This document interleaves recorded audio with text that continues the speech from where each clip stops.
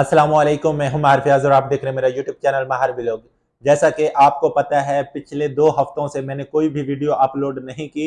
उसकी वजह यही है कि रोज़ा होता है और काम पर होता हूं, और जैसे ही घर में आता हूं तो आपको पता है फिर अफ्तारी का टाइम हो जाता है। खाना बनाने में और पानी वगैरह बनाने में थोड़ा सा टाइम लग जाता है, तो इस वजह से कोई भी वीडियो अपलोड नहीं कर पाया, उसके लिए माजरत। और आज का हमारा जो टॉपिक है वो विजिट वीजे के हवाले से है और काम के हवाले से है कि क्या मलेशिया में काम आसानी से मिल जाता है या नहीं मिल जाता, और विजिट वीजे वालों की क्या सूरत हाल है। जो लोग मलेशिया एयरपोर्ट से डिपोर्ट हो रहे हैं, क्या वजह है, क्यों डिपोर्ट हो रहे हैं। लेकिन उससे पहले अगर आपने अभी तक मेरे चैनल को सब्सक्राइब नहीं किया तो बराए मेहरबानी मेरे चैनल को सब्सक्राइब करें और बेल आइकन को भी प्रेस करें ताकि मेरी नए आने वाली वीडियो का नोटिफिकेशन आप दोस्तों को मिलता रहे। आप लोगों ने टिकटॉक पर, फेसबुक पर या यूट्यूब पर बहुत ज्यादा वीडियो देखी होंगी जनाब के लोगों को एयरपोर्ट पर डिपोर्ट किया जा रहा है। ये क्या हकीकत है या फेक न्यूज है या फेक वीडियो है? तो ये बिल्कुल हकीकत है। मलेशिया एयरपोर्ट पर लोगों को बिल्कुल डिपोर्ट किया जा रहा है। वो इसलिए क्योंकि आपको पता है इस वक्त जो काउंटर सेटिंग है वो बंद है। अभी अक्सर लोग मुझसे ये भी सवाल करेंगे, जनाब ये काउंटर सेटिंग क्या होती है और ये क्या करवाना जरूरी होता है या नहीं। आज हम इसको एक्सप्लेन करेंगे, ये काउंटर सेटिंग क्या होती है और ये जरूरी होती है या नहीं। सबसे पहले मैं आप दोस्तों को बता दूं, अगर आप खुद विजिट वीजा अप्लाई करते हैं तो ये तकरीबन 30,000 या 25,000 का विजिट वीजा होता है, जिसे एंट्री वीजा कहते हैं, 3 महीने का। और इसमें होटल बुकिंग होती है जो आपने करवानी होती है, और उसके बाद रिटर्न टिकट चाहिए होती है और शो मनी चाहिए होती है। अक्सर लोग ये भी पूछ रहे होते हैं कि कितनी शो मनी होनी चाहिए। तो अगर आपके पास $1,000 है तो ये तकरीबन बनेगा मलेशियन 4,500 रिंगट बनेगा। ये आपके पास शो मनी होनी चाहिए। आप डॉलरों में भी लेके आ सकते हैं, आप रिंगटों में भी लेके आ सकते हैं। ये ना हो कि आप पाकिस्तानी रुपयों में लेके आ जाए। ये काउंटर सेटिंग और डन बेस क्या होता है ये मैं आप दोस्तों को क्लियर करता जाऊं। डन बेस उसे कहा जाता है, मिसाल के तौर पर आप मुझे कहते हैं जनाब कि आप हमें डन बेस पर मलेशिया में बुलवाएं। डन बेस पर होगा ये कि मेरी जो रिस्पॉन्सिबिलिटी होगी वो ये होगी कि मैंने आपको मलेशिया का एयरपोर्ट क्रॉस करवाना है, ठीक है। और क्रॉस कैसे करवाऊंगा? वो इस तरह करवाऊंगा कि मैं आपकी काउंटर सेटिंग करवाऊंगा। काउंटर सेटिंग किस तरह होगी? जो बंदा मलेशिया की इमिग्रेशन का होगा उससे थोड़ी सी मेरी डील होगी, उसे मैं कुछ पैसे दूंगा और उसे कहूंगा ये फलां नाम का बंदा होगा और उसको आपने एंट्री देनी है मलेशिया की, तो थोड़े से पैसे मैं उसको दूंगा और थोड़े से पैसे मैं खुद रखूंगा।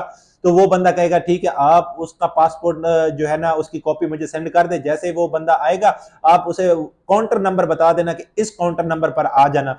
फिर जब आप पाकिस्तान से आएंगे तो मैं आपको कहूंगा कि जनाब के इस तरह आपने फलां काउंटर पर जाना है और फलां नाम का बंदा होगा, उसको आपने अपना पासपोर्ट देना है तो वो आपको काउंटर क्रॉस करवाएगा। इस तरह जनाब ये डन बेस पर और काउंटर सेटिंग होती है।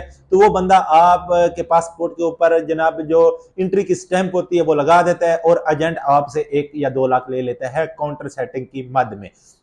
तो इस वक्त जो है जनाब काउंटर सेटिंग बंद है, जिसकी वजह से बहुत ज्यादा लोग जनाब मलेशिया एयरपोर्ट से डिपोर्ट किए जा रहे हैं। लोग बहुत ज्यादा तादाद में मलेशिया में विजिट वीजे पर आ चुके हैं और उसके बाद वो यहाँ पर ओवर स्टे भी हो चुके हैं, जिसकी वजह से आपको पता है जब आप मलेशिया एयरपोर्ट पर आते हैं तो आपके फिंगर लिए जाते हैं, आपकी एंट्री हो जाती है मलेशिया में, तो आप मलेशिया इमिग्रेशन के रिकॉर्ड में आ जाते हैं कि इतने बंदों की एंट्री मलेशिया में हो चुकी है।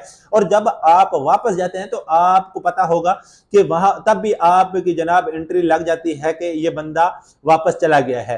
तो जितने बंदे मलेशिया में आए हैं पाकिस्तान से, ज्यादातर पाकिस्तान, इंडिया से या बांग्लादेश से, उनकी अभी तक वापसी की कोई खबर नहीं है। वो बंदे मलेशिया में आ चुके हैं लेकिन उनकी वापसी की कोई खबर नहीं है कि वो बंदे कब जाएंगे, और वो लोग ओवर स्टे हो चुके हैं, ठीक है। इमिग्रेशन को भी पता है जितने बंदों को हमने एंट्री दी है वो बंदा, उनमें से कोई भी बंदा अभी तक वापस गया ही नहीं है। ये सब लोग यहां पर आकर कामों पर लग गए हैं।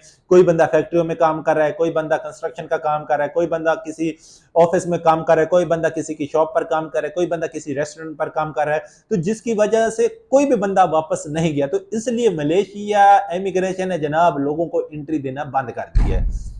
अगर आपकी काउंटर सेटिंग हो, जैसा कि आपको बताया पहले, तो काउंटर सेटिंग अभी हो नहीं रही, पर अगर आप कोई अच्छा और बड़ा तगड़ा एजेंट पकड़ लेते हैं और वो आपकी काउंटर सेटिंग करवा देता है तो आपको एंट्री मिल सकती है। ये नहीं है कि सब लोग जो भी विजिट वीजे पर आ रहे हैं उनको एंट्री नहीं मिल रही, ऐसा नहीं है। जो ओरिजिनल टूरिस्ट है उनको तो एंट्री मिल रही है, लेकिन जो आप जैसे और मेरे जैसे होते हैं उनकी शक्लों से उनको पता चल जाता है कि ये बंदा जो है ना मलेशिया में आ तो रहा है लेकिन ये वापस नहीं जाएगा, की बिना पर उसे डिपोर्ट किया जाता है। तो क्योंकि आपको पता है जिसका काम उसी को साजे, उन लोगों का भी यही काम है। वो एयरपोर्ट पर बैठे, उनका हर रोज लाखों लोगों से वास्ता पड़ता है। उनको भी पता होता है कि ये ओरिजिनल टूरिस्ट है या ये फेक टूरिस्ट है। तो इसलिए वो अक्सर जो फ्लाइट आती है पाकिस्तान से, तो उसमें तकरीबन 60% या 70% लोगों को डिपोर्ट किया जाता है। तो वही जो ओरिजिनल टूरिस्ट होते हैं उनको ही एंट्री दी जाती है। और काम की बात करें तो यहाँ पर जनाब जो लोग विजिट वीजे पर आए हैं, काम भी कर रहे हैं, लेकिन जो काम की सूरत हाल है वो थोड़ी सी स्लो है। ये नहीं है कि बिल्कुल भी काम नहीं है, लेकिन काम मिल जाता है आपको, थोड़ी सी आपको कोशिश करनी पड़ती है। अगर आपका कोई जानने वाला बंदा मलेशिया में है तो आप उसके रेफरेंस से काम तलाश करें, या कोई आपका रिश्तेदार वगैरह तो आप उसके रेफरेंस से काम आसानी से तलाश कर लेते हैं मलेशिया में। लेकिन काम बहुत स्लो है इस वक्त मलेशिया में। कोई दोस्त या रिश्तेदार यहाँ पर काम कर रहा हो तो उसे आप कहेंगे भाई मैं पाकिस्तान से, जैसा कि आपको पता है, नया आया हूँ तो खर्चा पानी नहीं है, तो आप कोई ऐसा काम तलाश कर दें ताकि मैं अपना खर्चा पानी बना सकूं, तो वो कोई ना कोई आपको काम पर लगवा देगा। यहाँ पर ज्यादा जो काम होता है जनरल वर्कर का होता है, कौन सी कौन का, यानी कि झाड़ू वगैरह देने वालों का भी होता है। और आपको पता है स्कार्फ फोल्डिंग का काम, अक्सर लोग यही कहेंगे कि पता नहीं यहाँ पर ऑफिस में काम होगा, ऐसा नहीं होता। ज्यादातर बिल्डिंगों में जो काम मिलता है आपको जनरल वर्कर का, वो यही होता है जनाब के यहाँ से सामान उठाएं और वहां पर रख दें, या स्कार्फ फोल्डिंग का या सेफ्टी वर्कर का होता है, या हैकिंग वगैरह, जैसा कि आपको पता है वो ड्रिल जो दीवारें वगैरह तोड़ने के लिए होती हैं वो चलानी पड़ती हैं आपको, या ऐसे आपको पता है जो सफाई वगैरह का काम होता है, इस तरह का जनरल वर्कर का काम आपको मिलता है। या अक्सर लोगों को जो काम मिलता है वो इलेक्ट्रीशियनों के साथ हेल्परी का मिल जाता है, या मार्बल वालों के साथ हेल्परी का काम मिल जाता है। इस तरह का काम आपको मिल जाता है। उसकी जो महीने की सैलरी होती है वो तकरीबन बन जाती है 2000, 2200, 2500 तक आराम से बन जाती है। ये नहीं है कि आपको 1500 दी जाएगी। अगर आप आजाद वीजे पर हैं या विजिट वीजे पर हैं तो 2000 तक आप इजीली कमा सकते हैं मलेशिया में।